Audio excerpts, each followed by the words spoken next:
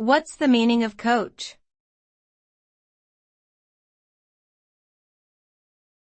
Coach.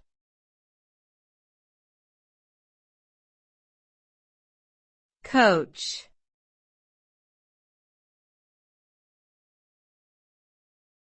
Coach.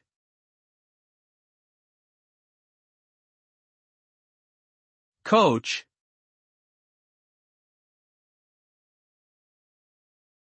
The word coach can have multiple meanings depending on the context.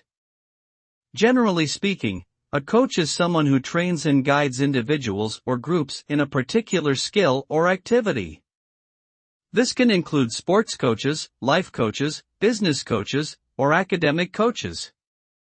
A coach's role is to help their clients set and achieve goals, offer support and guidance, and provide feedback and accountability.